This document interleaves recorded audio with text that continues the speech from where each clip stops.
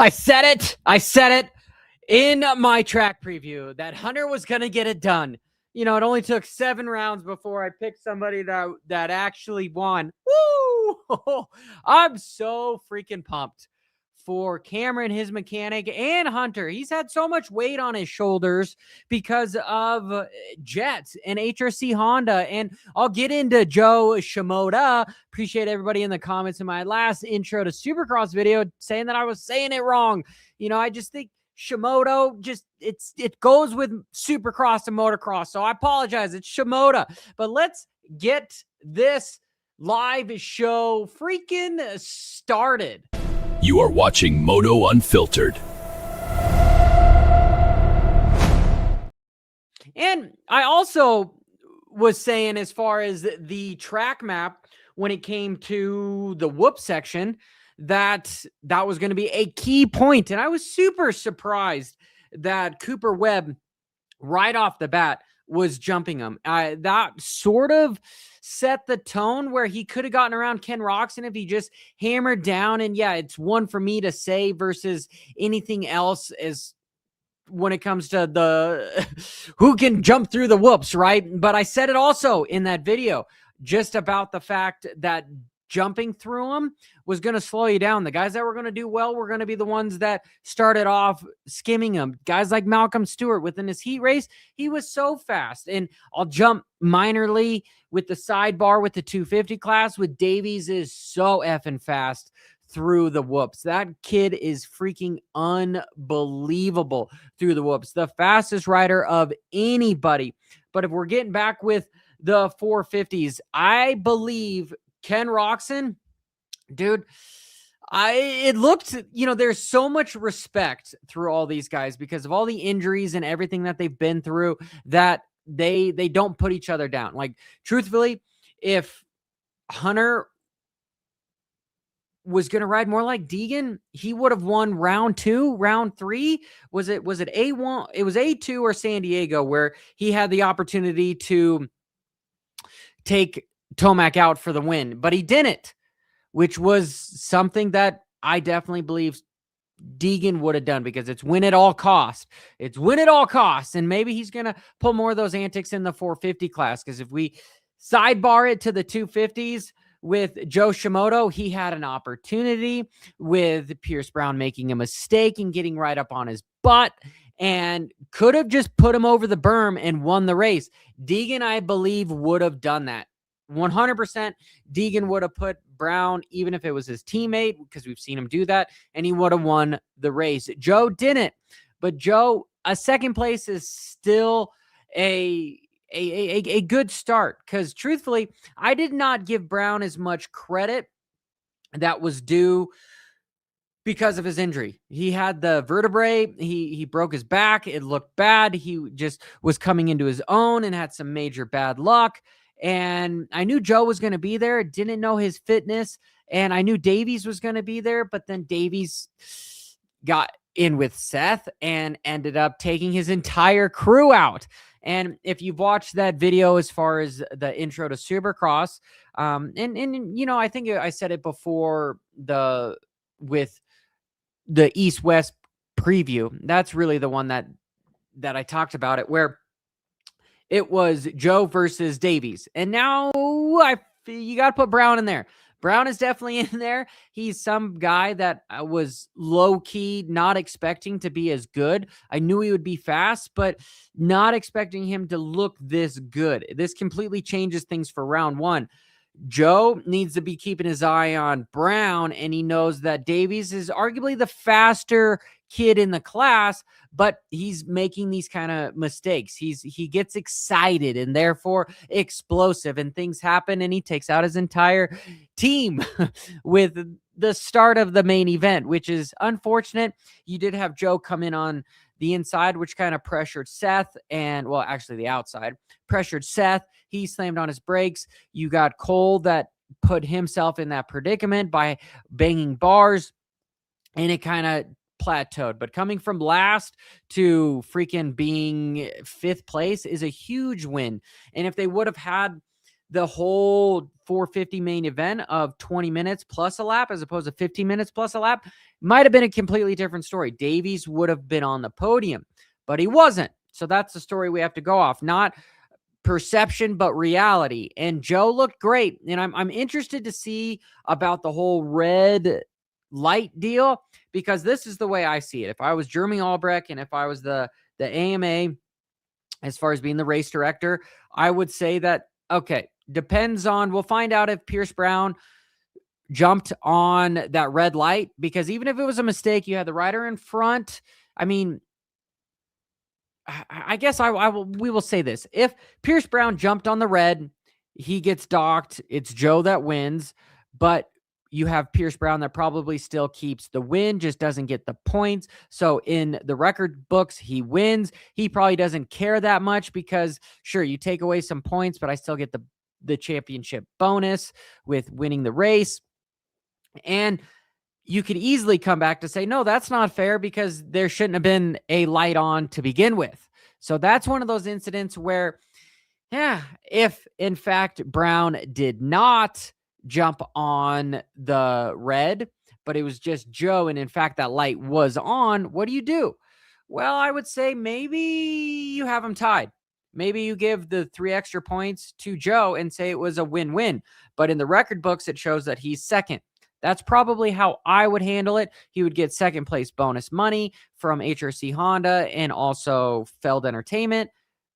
But they would come into the next race, round 2, Daytona, which I'm going to, by the way, and they would both be tied. That's how I would handle this scenario and go, hey, sorry, guys, it was a technicality. It was a mistake that just some stuff happens. But moot point, the real incident was Jo not pressing hard against Pierce Brown, where I believe there was a certain rider that would have definitely put him over and win. And that's the kind of antics that these guys are going to have to do in order to win the East-West shootouts. And then also when they move to 450s to race against that guy. That's just kind of how it is. And if I take that terminology and that outlook for the 450 class, I think Kenny, he's always, I mean, don't get me wrong. Kenny is one of my favorite riders. He's one of the smoothest riders. He's been through so much adversity.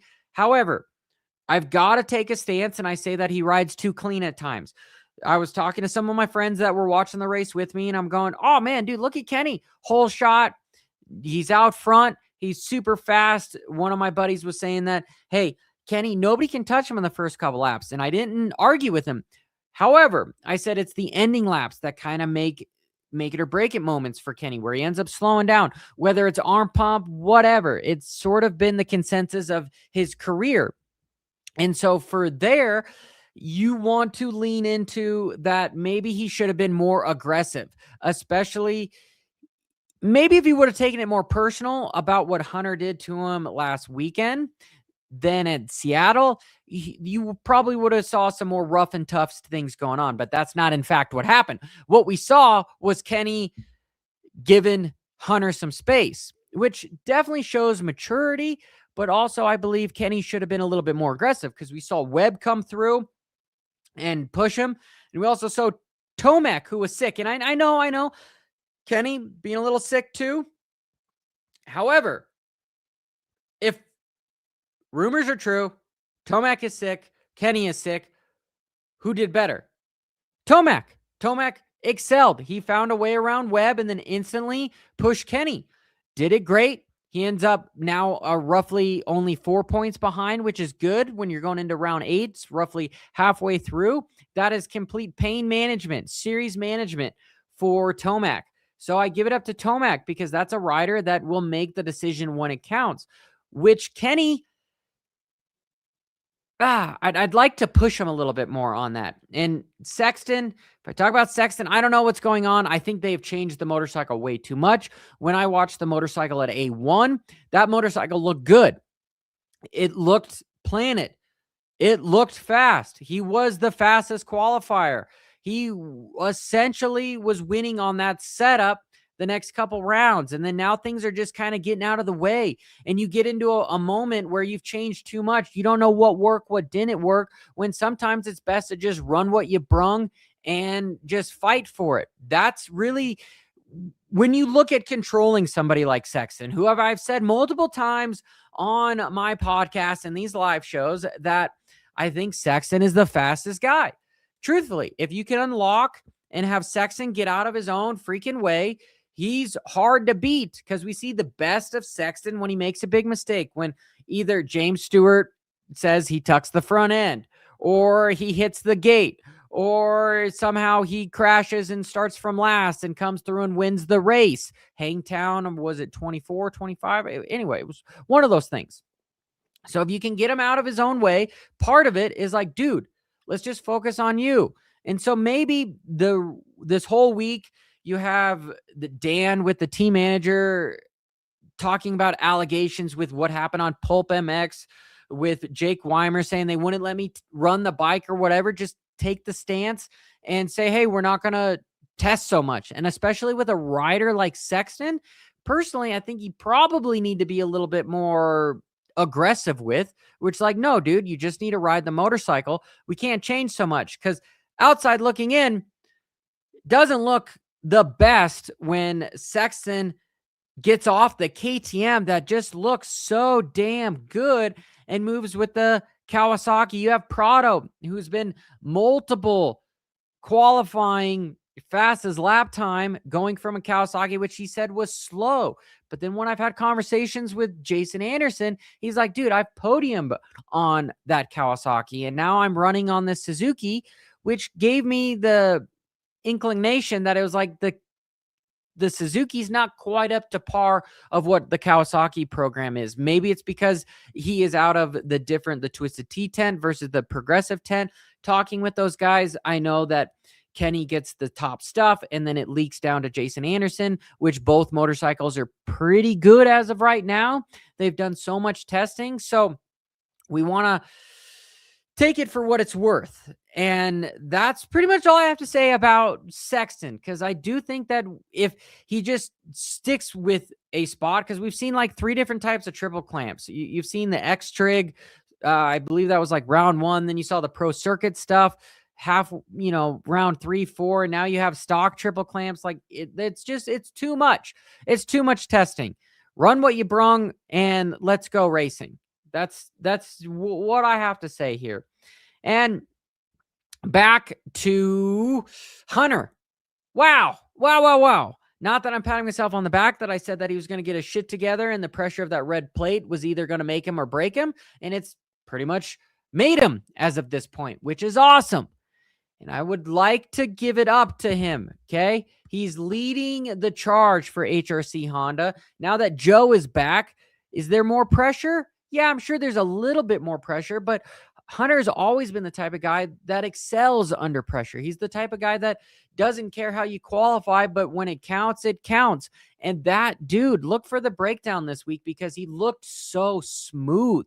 He was able to maneuver that motorcycle around, and you saw the respect between him and Kenny, because he could have taken Kenny out. He could have, but he already did last weekend, but they were definitely rubbing. Do I think that Kenny might not have had everything and potentially being a little sick? Was like, dude, okay, I'd probably be a little bit more aggressive, but I'm under the weather, so I'm going to take it for what it is. But for him to stay on the podium, he needed to be a little bit more rough with Tomac and Webb, which I think he should have been on the podium. He is walking away going, damn it, I missed some points. I left him on the table. I needed to beat Hunter. I needed to beat Tomac, and I needed to beat Webb. I mean, you got to beat everybody to win the championship. Duh. So, yes, a 4th place being under the weather is good. But if you compare with Tomac being under the weather, 2nd place, it's where we're going here, where it looks as if Tomac is going to be the complete rival. I want to see if Hunter can keep it together at Daytona. Daytona is really the unraveling of where we'll see things happening. Prado may be back with a separated shoulder, and it'd be cool to see Deegan show up on a freaking 450, but that's probably not going to happen. Hunter is a good motocross athlete. Tomac is a good motocross athlete. Kenny's also right up there, and Webb. So it's, again, what a cool 4-man main event for the 450s. And truthfully, I don't know. Do I still have the track map from the previous versus when? I think I do. Yeah, there was actually no sand. For some reason I thought that there was going to be sand, but this was the first time they didn't have sand. But if I just open up the track map, okay? So if I go here and I go add my screen, come down here and add to screen, share screen. Everyone that's still here, stick with me so that you can see what's going on here. But if I look at this, okay, don't mind the 14-minute drive. I'm looking at, a hotel room to Daytona, what it's going to look like. But this whoop section here, personally, I think this corner back here would have been awesome. Would have been a perfect place for sand. Not that sand should be on every track, but I think sand would have been a nice change there. Would have made lines inside outside a little bit better. We would have seen more passing there potentially. And I do want to say thank you for all the members that have joined because of the exclusive content that I'm bringing at the races. I'll be at Daytona and I'll be uploading there. All you have to do is hit the join button next to the subscribe button. And if you're not subscribed, definitely the algorithm loves when you are subscribed, just plain and simple. And if I go on to the 450s a little bit, Savachi beating Tomac in the heat race. Somebody that is less experienced and not as confident might have let it hinder him. Like, what am I doing? And that quad lock Honda, they're the only guys that, or at least Savachi's the only guy I believe that is running different forks. He's running KYB. Is he running Showa while everyone is running KYB? I believe that is what it is. Everyone is running Showa. He's testing the KYB spring stuff, and it looks good. Savachi is an underdog. He's one of those guys that I personally think should be more of an asset as far as on a factory team because he's such a damn good rider. And that quad lock Honda doesn't get complete factory equipment. So the sheer fact that they're able to do what they were doing in the heat race was great. And his finish line or main event finish really doesn't do him justice, which is a bummer to see because they definitely deserve more help. Webb jumping through the whoops. Do I agree with it at the start? No, I don't. But he looked fast at the end. And you saw him, finish. He's I guess the least step on the podium, which is great. Good for him. If he can just consistently stack thirds and seconds and a win here and there when he can get it, it's good. He survived. That track looked so gnarly. And Anderson ended up going down, which he looked really good in his heat race, which is I don't know what to say about Anderson. I want to see that breakout ride. He's been saying he's been struggling a little bit with health, with being able to finish the entire race strong. He showed the heat race he can be that way.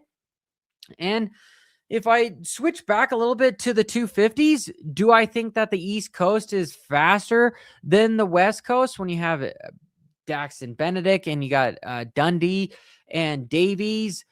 Realistically, I would say that the East Coast is faster than the West, just with some of the riders. But overall, can they keep it together for an East-West shootout? I got to make it to an East-West shootout because I gotta see it. And you guys are asking why I didn't go to this race. Well, I wanted to hang out with the family. I thought about it, but I had some, I just plain and simple, I wanted to hang out with the family. That's why I was like, do I go to Arlington or do I go to Daytona? And so I picked Daytona because I'm believing that Daytona is going to have some better content for me as far as being there with the different lines. And, I've never been to Daytona. So I was like, if I had to pick, I've been in Texas already this year with Houston. So I wanted to go to Daytona. And that's pretty much my synopsis of the entire race. So it was good. Did we see another red flag? Yes, every race I've been to, almost every race this year has been a red flag, which is interesting. But I will say with that track map, if I bring it back up here, I like the fact that you don't have any triples. Personally, I don't think we need to have a big triple because a big triple is just meant for pictures, right? That's really the only reason why I think triples are important. They're one of the easiest jumps on the track, but that's why you have the finish line. The finish line, throw some big ass whoops.